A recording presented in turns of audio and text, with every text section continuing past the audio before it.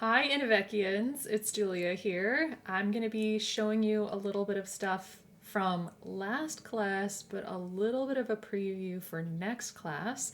Hopefully I can do this for each class. Let me know how you like it.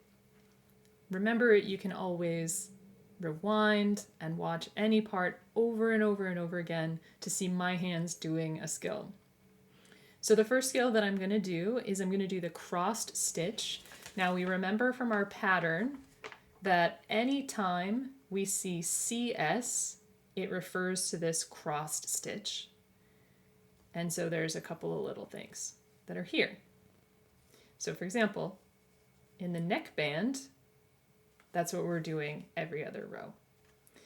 The goal is to get it to look like this. It's sort of a fancy ribbing, and I'll always move ahead on my sweater a little bit, so you'll see what hopefully we might get to by the end of next class. And then I'm gonna always work on this blue one. See, it has really nice stitch definition, and who knows, it may never be done. But I wanted to show you the crossed stitch. So remember, the instruction said to slip one purlwise with the yarn at the back. The pattern is really great about telling you where the yarn should be. Knit one, yarn over, pass the slip stitch over. And this last little bit was actually, we deemed that it could be a little bit confusing. So really, if you just think of it as passing over both previous stitches that you did, it's just saying those were the previous stitches. You don't have to knit one and yarn over again and do something like that. So let's take a look here. I've done a knit row, so I'm gonna move my marker over here. So I'm going to slip one purlwise with the yarn at the back, and the yarn is caught on my camera cord, so I'm going to take it off. I am going to knit one normally. All right, so I should have 2 stitches right now. My yarn's annoying me. All right, I'm going to, oops, not do that. Ugh. Don't worry, I'll do this again better. I will yarn over, and then that first stitch that's there, I'm gonna grab it and pass it over the 2 that I have just worked with. And that's what's gonna create that little diagonal, and it creates a little miniature group of 2. So I'm gonna do that again, because I kind of had to pause before. I am going to slip one purlwise. I am going to knit. So it looks like there's 2 knit stitches, but one has been slipped. Then I'm going to yarn over and pass the slip stitch over. And there we go, another little group. And then I'll just do another one for good measure. Another 2, how about that? There we go. Slip, knit, yarn over, and pass the slip stitch over.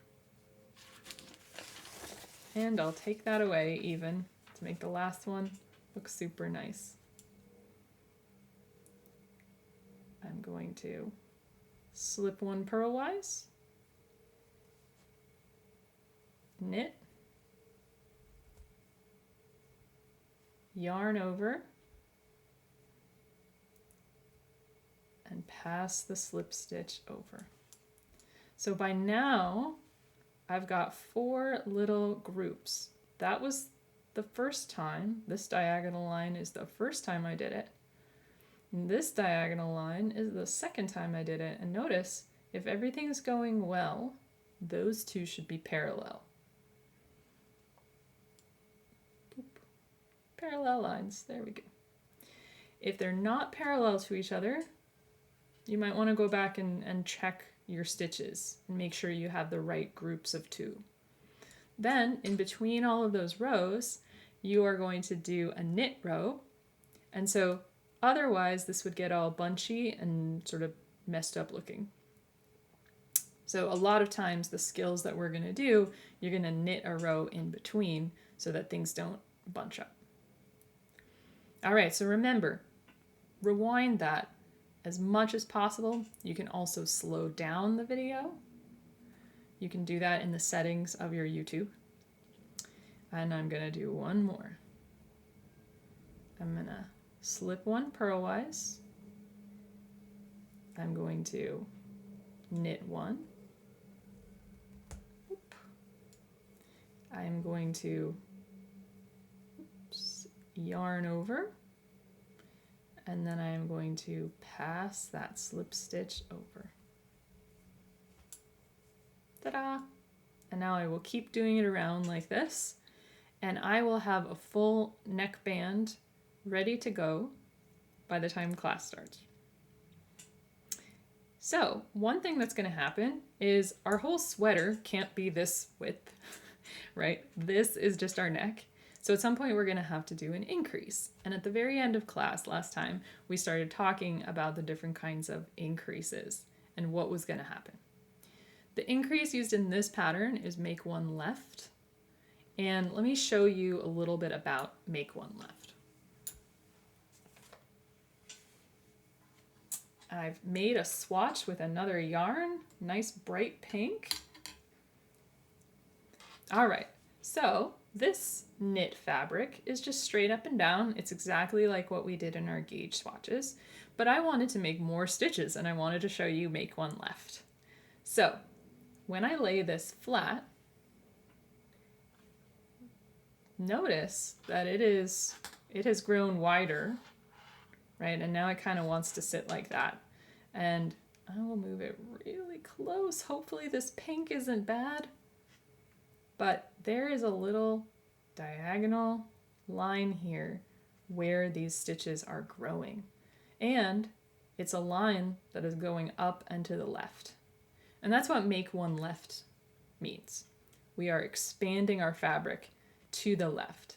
And these things are really useful in like the shoulders of sweaters and gloves and things like that. So I am just gonna go to a couple stitches past the beginning and I'm gonna show you what make one left looks like. I'm just gonna knit a couple.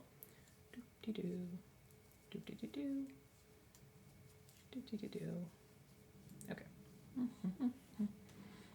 All tangled up in yarn. I got 3 balls of yarn going. Okay.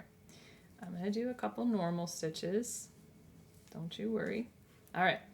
And a lot of increases rely on using the space between the stitches. Every time you have between the stitches, there should be like a little bar there. And so that's the space between stitches, and that's where we're going to go. So to make one left, and I'm sorry, this is a little bit blurry. I need a better camera. To make one left, I take my left-hand needle and I'm gonna pick up that bar, that's the top bar that's there, and I'm gonna put my needle in from the front to the back. So I'm gonna go through the front and I'm gonna come out the back. And the way that you've known that you've done it correctly is if you actually see a diagonal line that's going up and to the left. If you did it wrong and you went from back to front, notice you have a little diagonal line going up and to the right. And that's really what drives the geometry of this. So all you do is you go from the front to the back. Remember, that's our left-hand line. And then you're going to knit into the back of the stitch. So I'm going to take my needle and I'm going to go behind. Sometimes this feels a little tight, especially if you're a tight knitter. Just persevere. Sometimes you may have to like take your other hand and pull it out. And then we're going to knit through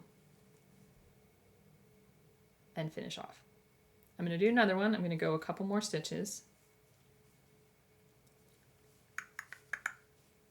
I'm going to go one more.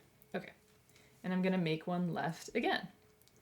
So I'm going to find my bar and I'm going to go from the front to the back, and notice I have that little line going up and to the left. All right, and then I'm going to knit into the back of the stitch. Boop. And I'll do one more. And there's lots of videos and pictures of this. I often go for still pictures. So we find the bar, we enter the bar from the front, then we find the back of the stitch, see, whoop. Right? If we were going into the front, it would look like this. And then it's kind of like loose and bumpy. But we go to the back, and then we knit. So, there were 2 stitches. It's very hard to tell, but now there's one that's grown in between. So you'll get the hang of it.